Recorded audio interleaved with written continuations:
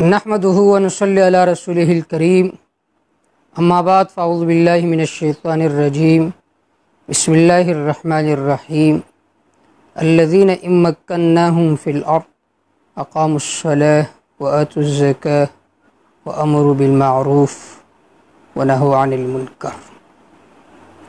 عزیز دوستو، آج 13 اگست ہے اور جمعے کو انشاءاللہ 14 اگست ہے۔ ہمارے لیے یہ بہت زیادہ خوشی کا دن ہے، کیونکہ اس دن اللہ رب العزت نے ملک خداداد پاکستان کو آزاد فرمایا تھا، اور یہ سب سے بڑی نعمت ہے کہ اللہ نے ہمیں غلامی سے نکالا اور اللہ نے ہمیں آزادی نصیب فرمائی۔ دو نعمتیں ایسی ہے کہ جس کے جتنا بھی شکر ادا کرے وہ کم ہے۔ ایک ہے اسلام کی نعمت کہ دنیا میں بھی اس کا فائدہ ہے اور حقیقی فائدہ اس کا مرنے کے بعد ہی ہے۔ دوسرے نمبر پر آزادی۔ آزادی بہت بڑی نعمت ہے۔ آزادی کے بارے میں ان لوگوں سے ہی پوچھے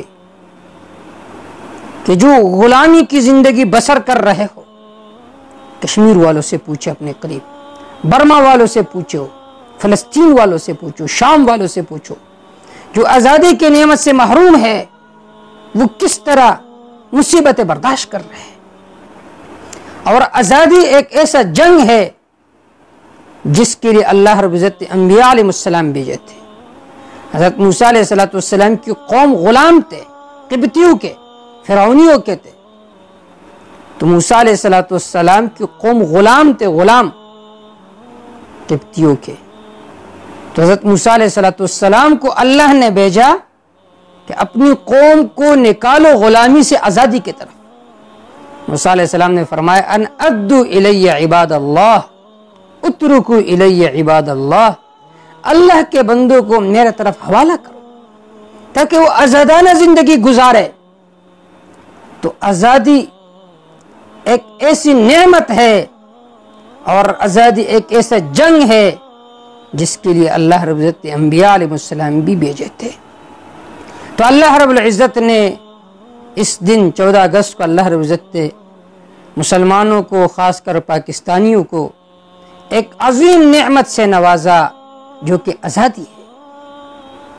آزادی کے نعمت سے اللہ رب العزت نے مسلمانوں کو نوازا، پاکستانی کو نوازا۔ لہذا اس دن شکر ادا کرنا چاہیے، اور یہ بات بھی ذہن میں رکھیے کہ پاکستان کے آزاد کرنے میں جس طرح کہا جاتا ہے محمد علی جناح کا ہاتھ شامل تھا، اور محمد علامہ اقبال کی سوچ شامل تھی، تو اسی طرح اکابر علماء دیوبند کی کاوشیں بھی اس میں شامل تھی۔ خصوصی کاوش مجدد الملت حکیم الامت علامہ اشرف علی تھانوی رحمہ اللہ، علامہ ظفر احمد عثمانی رحمہ اللہ، علامہ شبیر احمد عثمانی رحمہ اللہ، مفتی اعظم پاکستان مفتی محمد شفیع عثمانی رحمہ اللہ، ان حضرات کی کاوشیں بھی شامل تھی۔ اور اس سے پہلے اگر دیکھا جائے، جنگی آزادی کی جنگ جس نے لڑی تھی وہ اکابر علماء دیوبند تھے۔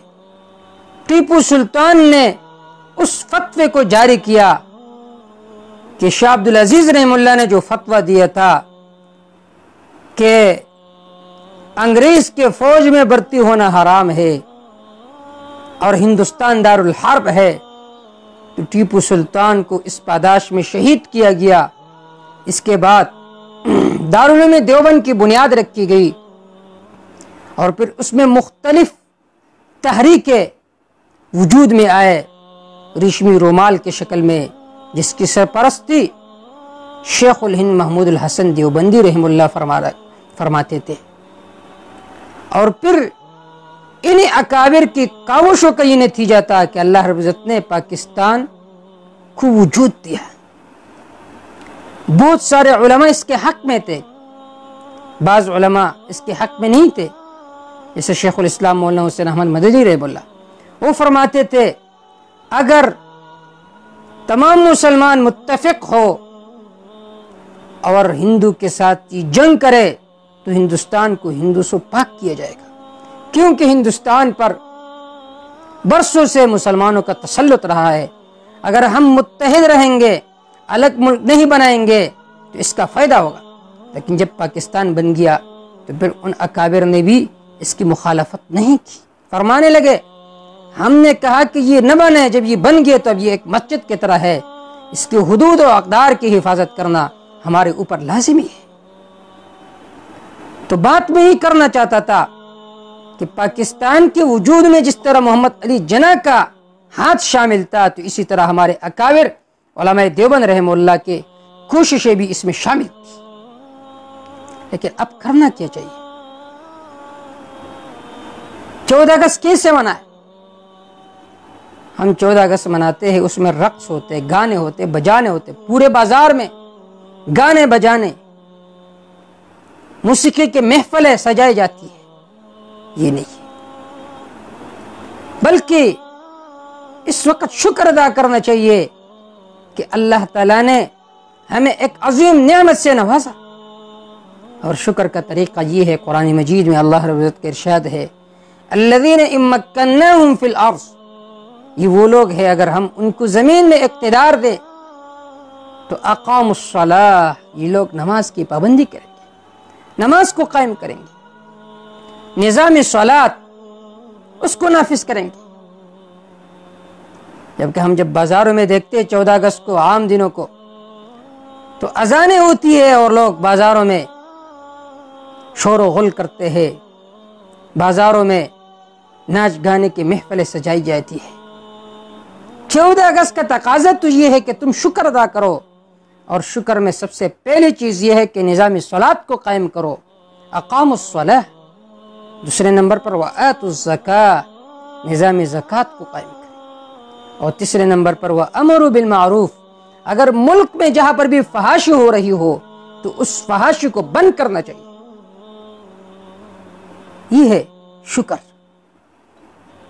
یہ شکر نہیں ہے کہ تم رقص کا اور گانے بجانے کا محفل کرم کرو، یہ ناشکری ہے۔ ایک کام تو یہ کرے کہ 2 رکعت نفل پڑھے بطور شکر کے کہ اللہ آپ نے ہمیں آزادی کی نعمت سے نوازا ہے۔ آپ اگر دوسرے ملکوں کو دیکھیں تو ان ملکوں کی طرف دیکھتے ہوئے پاکستان ایک مسجد کی طرح نظر آتی ہے۔ یہاں پر آپ اسلام کے حدود و اقدار پر آزادانہ طور پر عمل کر سکتے ہیں، تو شکر ادا کرے اللہ تعالیٰ کی۔ اور دوسرے نمبر پر کام یہ کرے کہ پاکستان کے محبت میں اپنے گھروں پر، اپنے مدرسوں پر، اپنے سکولز پر، اپنے دکانوں پر پاکستان کا جھنڈا لہرائے، تاکہ لوگوں کو پتہ چلے کہ پاکستان میں رہنے والے پاکستان کے ساتھ محبت کرنے والے، پاکستان سے نفرت کرنے والے نہیں ہیں۔ تو ایک کام شکر ادا کریں، اور دوسرا کام پاکستان کے محبت میں آپ اپنے گھروں پر، اپنے دکانوں پر، اپنے مدرسوں سکولز پر جھنڈے لہرائے، تاکہ لوگوں کو پتہ چلے کہ ان لوگوں کے دلوں میں پاکستان کے ساتھ محبت ہے۔ اور تیسرے نمبر پر یہ کام کرے کہ پاکستان جس مقصد کے لیے آزاد کیا گیا، وہ مقصد یہ تھا کہ پاکستان کا مطلب کیا؟ لا الہ الا اللہ، کہ اس زمین پر اسلام کا نفاذ ہو۔ جب سے پاکستان بنا ہے آج تک اس زمین پر اسلام کا نفاذ نہیں ہوا ہے، تو سوچنا چاہیے کیوں، کیا وجہ ہے؟ تو اس کے لیے کوشش کرنا چاہیے۔ تو یہ 3 کام کرے، اس کے اہتمام کرے۔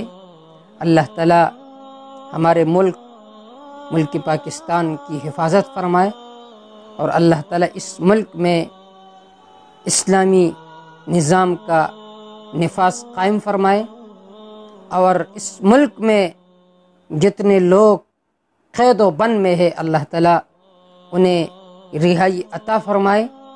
اقول قولی ھذا استغفر اللہ لی ولکم ولسائر المسلمین۔